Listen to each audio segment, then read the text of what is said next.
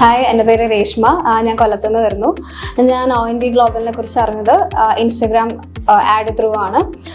അപ്പോൾ OND global മാത്രമാണ് offline classes provide ചെയ്യുന്നത്. അതുകൊണ്ടാണ് ഞാൻ OND ഗ്ലോബൽ ചൂസ് ചെയ്തത്. ബാക്കിയുള്ള ഇൻസ്റ്റിറ്റ്യൂഷൻസ് എല്ലാം തന്നെ ഓൺലൈൻ ആയിട്ടാണ് ക്ലാസ് പ്രൊവൈഡ് ചെയ്യുന്നത്. ഇപ്പോൾ ഈ ഓഫ്ലൈൻ ക്ലാസ്സിന് വന്നതിന് ശേഷം എനിക്ക് ഒരുപാട് കോൺഫിഡൻസ് ഉണ്ടായിട്ടുണ്ട്.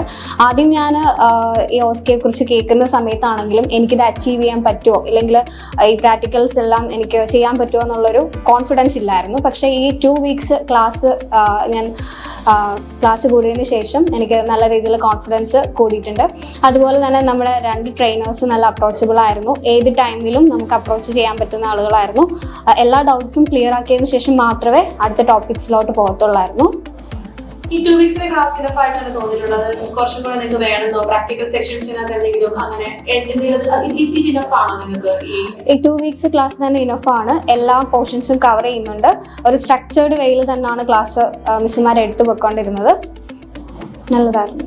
പ്രാക്ടിക്കൽസ് ഇപ്പോൾ ഓരോ സ്റ്റേഷൻസിന്റെ ആണെങ്കിൽ തന്നെ ഇൻഡിവിജ്വൽ അറ്റൻഷൻ കിട്ടിയിട്ടാണോ നിങ്ങൾ പ്രാക്ടിക്കൽസ് ചെയ്തു വരുന്നത്? അതെ, നമുക്ക് ആദ്യം ഒരു മാംസ് വന്നിട്ട് നമുക്ക് ആദ്യം ഒരു ഡെമോൺസ്ട്രേഷൻ ചെയ്ത് കാണിക്കും. ദെൻ നമുക്ക് ഡൗട്ട്സ് എല്ലാം ക്ലിയർ ചെയ്യും. അതിനുശേഷം നമ്മൾ ഇൻഡിവിജ്വൽ ആയിട്ട് വന്നാണ് ഓരോ ഇതും നമ്മൾ ഡെമോൺസ്ട്രേറ്റ് ചെയ്ത് കാണിക്കുന്നത്. ദെൻ അതിൽ നമുക്ക് കറക്ഷൻസ് കിട്ടിപ്പോകുന്നുണ്ടായിരുന്നു.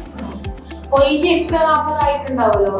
അതെ, OET എക്സ്പയർ ആകാറായി. ആ ഒരു ടൈമിലാണ് ഇത് ചൂസ് ചെയ്തത്. അപ്പം ഇനിയിപ്പോ OSCE കഴിയുമ്പോൾ ഉള്ള പ്രൊസീജിയേഴ്സും കാര്യങ്ങളും എല്ലാം ഇപ്പം നേരത്തേക്കാൾ കുറച്ചും കൂടി ഒരു ബെറ്റർ ഫീലിംഗ് ആണ് തോന്നുന്നത്. അതായത് OET എക്സ്പയർ ആയി കഴിഞ്ഞാൽ വീണ്ടും ഇനി OET എഴുതണം, എന്നാലേ ഉള്ളൂ നമുക്ക് UK അല്ല ഏത് കൺട്രിയിൽ പോകാനാണെങ്കിലും ഇനി വീണ്ടും ലാംഗ്വേജ് പ്രൊഫഷൻസിയിലുള്ള ഒരു ഓപ്ഷനോട് പോകണല്ലോ. ഇപ്പൊ ഇത് സെക്യൂർ ആക്കി വെക്കുന്നത് ഒരു ബെറ്റർ ഓപ്ഷൻ ആയിട്ട് തോന്നുന്നുണ്ടോ ഈ OET-നെ?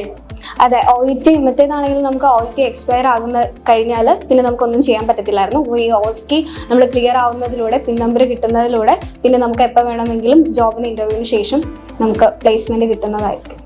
അലീന, അഞ്ജു അവരോ ട്രെയിനേഴ്സിന്റെ അവരുടെ ഒരു ആറ്റിറ്റ്യൂഡ് എങ്ങനെയാണ്? എല്ലാ കാര്യത്തിലും സപ്പോർട്ടീവ് അല്ലായിരുന്നു? ഞങ്ങൾക്ക് 2 ട്രെയിനേഴ്സ് ആയിരുന്നു ഉണ്ടായിരുന്നത്. അഞ്ജു മാമും അലീന മാമും രണ്ടുപേരും നല്ല സപ്പോർട്ടീവ് ആയിരുന്നു. ഞാൻ നല്ല ടെൻഷനുള്ള ഒരാളായിരുന്നു. മാം എപ്പോഴും അപ്രോച്ചബിൾ ആണ്. എല്ലാ കാര്യങ്ങളും ക്ലിയർ ആക്കി തന്നിട്ടേ അടുത്തൊരു പോർഷനിലോട്ട് മാം പോകത്തുള്ളായിരുന്നു.